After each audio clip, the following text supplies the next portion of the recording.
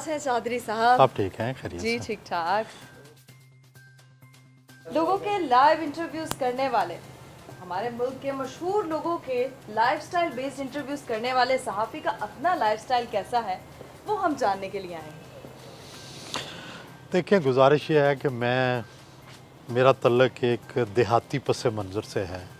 मेरे जो वालिद दादा ज़मींदार थे, तो मेरे ज़हन में भी एक यूँ समझिए कॉन्ट्राडिक्शन रहती है।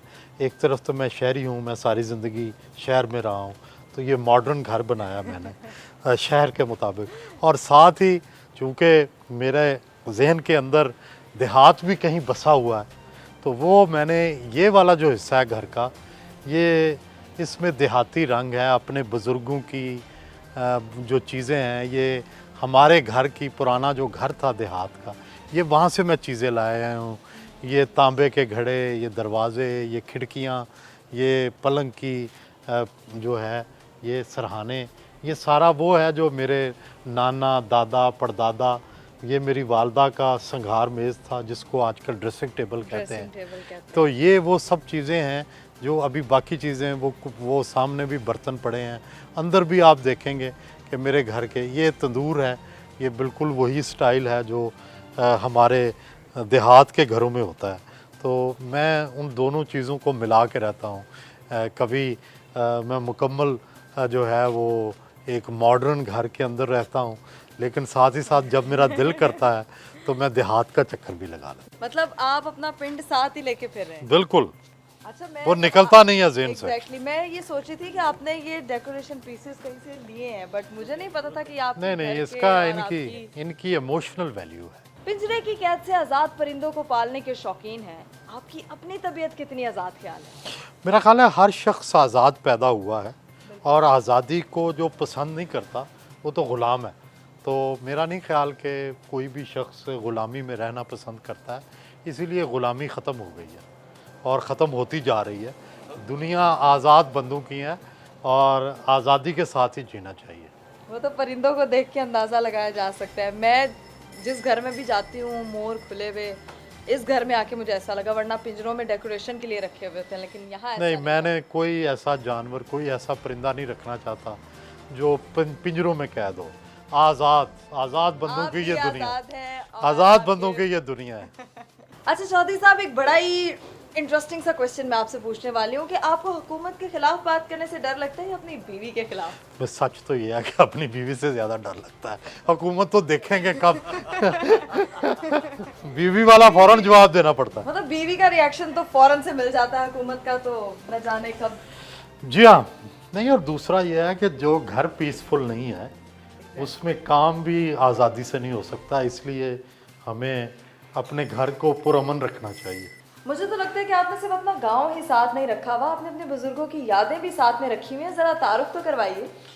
देखें, ये घर सिर्फ मेरा नहीं है, ये सारी फैमिली का घर ऐसे है। ये मेरे दादा हैं, मेरे वालिद हैं, मेरे नाना हैं, मेरे दादा और नाना के भाई हैं, ये उन सबका घर है।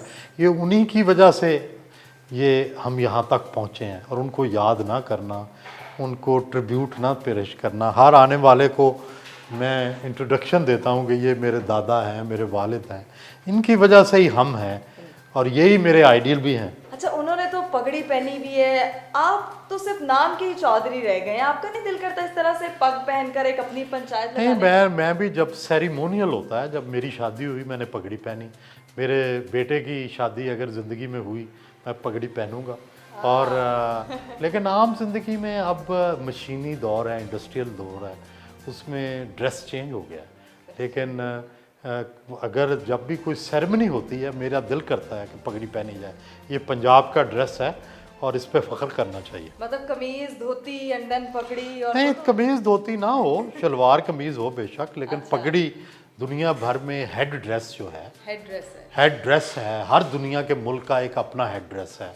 वेस्ट में भी हैट पहना जाता है, जो अरब दुनिया है वहाँ रुमाल लिया जाता है। तो हर दुनिया में हेड ड्रेस था पहले और हेड ड्रेस रहेगा।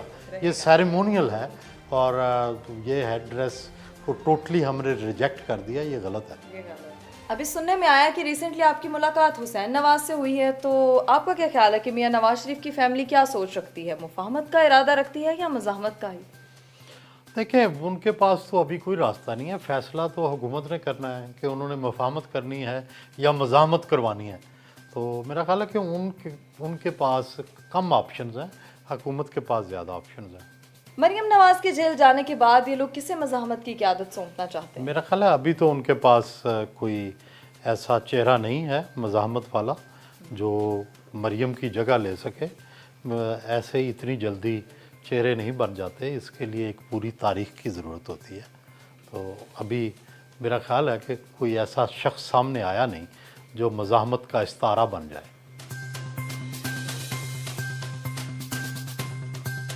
सादी साहब अच्छा लिखने वाले, अच्छा पढ़ने के भी आदी होते हैं, तो आप ये बताइए कि आपके कोई से 3 फेवरेट राइटर्स कौन से हैं और इनकी पसंदीदगी की कोई एक-एक वजह भी बता दें। जी डेफिनेटली। एक तो मेरे पसंदीदा जो फिक्शन राइटर हैं तो बुरहान पामूक हैं। ये टर्किश हैं, नोबेल प्राइज़ विनर हैं। तो वो मुझे पसंद है क्योंकि एक तो वो उनकी सारी जो फिक्शन है ऑटोमन एम्पायर और वो हिस्ट्री हमसे मिलती जुलती है, हमारी कॉमन हिस्ट्री है, तो इसलिए मुझे वो फिक्शनल राइटर जो है बुरहान पामूक अच्छे लगते हैं। दूसरे ये राइटर मेरे बड़े फेवरेट हैं, इनका नाम है बॉब वुडवर्ड। और ये जो बॉब वुडवर्ड हैं, ये आप देख रहे हैं कि 3 किताबें इनकी पढ़ी हैं मेरे पास, और तकरीबन सारी जितनी इन्होंने लिखी हैं मैं हर किताब ख़रीदता हूँ, क्योंकि ये अमेरिका के सबसे बड़े पॉलिटिकल रिपोर्टर हैं और उनकी जो इनसाइड स्टोरीज़ होती हैं, मेरा आइडियल जर्नलिस्ट भी यही हैं, बॉब वुडवर्ड। अच्छा, और तीसरा जो आप पूछ रहे हैं कि मैं तीसरा राइटर जो है वो कौन सा पढ़ता हूँ, ये एक नए राइटर हैं, ये युवाल नो हरेरी। ये इनकी किताब आई है और उन्होंने कमाल कर दिया है। ये डीएनए के ऊपर इनकी सब किताबें हैं, ह्यूमन बीइंग की हिस्ट्री। सैपियंस इनकी नई किताब है और इनकी सेट ऑफ बुक्स आया है जिसमें इन्होंने इंसान की जो सारी तारीख़ है वो ट्रेस की है कि इंसान कैसे इस दुनिया में आया, किस किस मराहिल से गुज़रा, और सारा कुछ वो डीएनए से ट्रेस किया है। तो ये 3। आप तारीख के तालिबे इल्म हैं, तो आप अपने आप को तारीख में किन लोगों की लिस्ट में देखना चाहते हैं? देखिए, तारीख में नाम सिर्फ उन्हीं का हुआ है जिन्होंने सच बोला है, सच के लिए खड़े हुए हैं और सच के लिए लड़े हैं। मैं इतना बहादुर तो नहीं हूँ, मैं काफ़ी बुज़दिल हूँ, लेकिन मैं ये चाहता हूँ कि तारीख में मेरा नाम उन्हीं लोगों के साथ हो जो बहादुरी से सच बोलते रहे, चाहे उनकी सफ़ में मैं आखिरी आदमी हूँ। चौधरी साहब, आप खुद तो अमलियत पसंद हैं, लेकिन आप हौसला अफजाई इनकलाबियों की करते हैं। आप खुद मज़ाहमत और बगावत के रास्ते पर क्यों नहीं चलते? मैं लीडर नहीं हूँ, मैं फॉलोअर हूँ, और इसलिए मैं इकबाल की तरह खुद इनकलाबी नहीं हूँ, लेकिन इनकलाबियों को पसंद करता हूँ। लेकिन कई जर्नलिस्ट हैं भी तो इनकलाबी। हाँ, लेकिन मैं जो है इनकलाब से थोड़ा सा नीचे हूँ। आपको डर लगता है या आप बोलना चाहते हैं, बोल नहीं पाते हैं, कुछ इस तरह के? नहीं, मैं अपनी मिजाज में मेरे में ठहराव है। ओके। थोड़ी यूँ समझिए कि जज्बातियत का वो लेवल नहीं है जो जो लोगों में होता है। मेरे यहाँ थोड़ा सा ठहराव है और इसलिए मैं अपने मिजाज के मुताबिक चीज़ों को देखता हूँ। अगर आपको एक और जन्म मिले तो आप क्या सहाफ़ी बनना चाहेंगे, फनकार या सियासतदान? मेरा ख्याल है कि जो इस्तीफ़ा हुआ है यही सबसे बेहतरीन है और ऐसा ही दोबारा बनना चाहूँगा। ऐसा ही?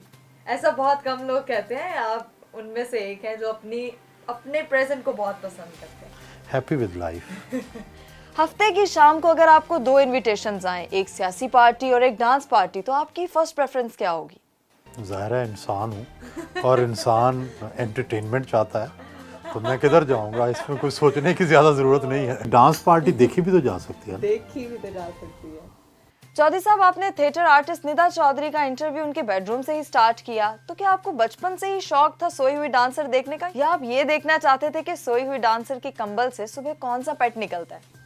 नहीं, मेरा ख्याल है ये है कि ये जब आप किसी से इंटरव्यू करने जाते हैं तो उसकी चॉइस होती है कि वो आपको ड्राइंग रूम में बुलाता है, आपको बेडरूम में बुलाता है, आप किस तो मेरा ये ख्याल है कि मेरी ख्वाहिश ये होती है कि बेडरूम में बुलाया जाए, क्योंकि हम हर साफ़ी हम चाहते हैं कि हमारे पास बेडरूम की खबर भी हो। हम जाने कि वो कैसे ज़िंदगी गुजारता है, वो अकेला होता है तो कैसा होता है, वो उसके बेडरूम की सेटिंग क्या है, उसकी कपड़ों की तरतीब क्या पड़ी है, उसके पास जूते कितने हैं, उसके पास मेकअप किस तरह का है, उसके कलोन कैसे हैं, ये मैं सब जानना चाहता हूँ और लोगों को बताना चाहता हूँ, और शायकीन भी ये जानना चाहते हैं।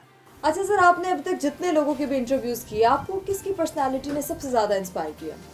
मैं असल में शुरू से ही सियासतदानों का महफिल में बैठता रहा हूँ, पॉलिटिकल बीट करता रहा हूँ, तो इसलिए मैं ज़्यादा मुतासर भी उन्हीं से हूँ और उन्हीं से होता हूँ। तो जो मोहतरमा बेनज़ीर भुट्टो, नवाबज़ादा नसरुल्लाह ख़ान, अकबर बुख्ती, ये जो कैटेगरी थी, वली ख़ान साहब, इन लोगों से मैं ज़्यादा इंस्पायर्ड हूँ अब भी, और इन्हीं से मुतासर हुआ था। अच्छा, आपको सबसे अच्छा खाना किसने खिलाया? मेरा ख्याल है कि मुझे आज तक किसी ने बुरा खाना नहीं खिलाया। मैं हर बंदे ने अपना दिल जो है वो निकाल के टेबल पे रखा है, तो इसलिए सभी खाने अच्छे थे। हाँ, आप ये कह सकते हैं मुख्तलिफ खाने कहाँ खाए, तो बलूचिस्तान के खाने और सिंध के खाने पंजाब के खानों से मुख्तलिफ थे और उनका बड़ा मज़ा आया। अच्छा, जितने आप जैसा कि कह रहे हैं कि बहुत से लोगों ने अपना दिल टेबल पे रखा, मुझे- तो आपको दिल किसका खाने में सबसे ज़्यादा मुझे मज़ा आया? सबसे ज़्यादा मज़ा आया जब मैं एक भट्टा मज़दूर के साथ अच्छा। मैंने एक दिन पुरानी तंदूर की रोटी बासी मिर्चों के साथ खाई, और उसके पास सिर्फ 2 ही रोटियां थीं और वो सारी फैमिली थी। जब उन्होंने आधी रोटी उनमें से मुझे दी तो मुझे लगा कि इसने अपना दिल निकाल के मुझे दे दिया। और आपको सबसे अच्छा घर किसका लगा?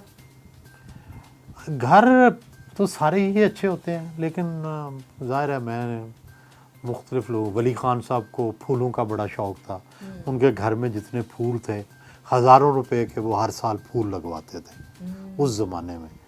इसी तरह जो था मोहतरमा का लंदन में घर बड़ा सलीके वाला था, फ़ारूक लगारी का फार्म बड़ा अच्छा था, और इस तरह के। लेकिन सबसे अच्छा मुझे लगा खैरपुर नवाब की रियासत का महल, कि कैसे नवाब रहते थे, वो मैंने करीब से देखा, तो वो बड़ा इंस्पायरिंग और बड़ा मज़ेदार था कि किस तरह लोग, किस तरह खाना लगाया जाता है, किस तरह जो है वो सर्व किया जाता है, किस तरह उनका दरबार लगता था, वो बड़ा इंटरेस्टिंग था। चौधरी साहब, आपसे एक छोटी सी गपशप का बहुत ज़्यादा मज़ा आया आपके बारे में जान के, आपकी फैमिली बैकग्राउंड एंड आपका गांव, आपका घर, शहर सब देख के बहुत मज़ा आया, मैंने बहुत एंजॉय किया और मुझे तो बहुत मज़ा आया। अब मैं इजाज़त चाहूँगी। Thank you so much. Allah हाफिज़।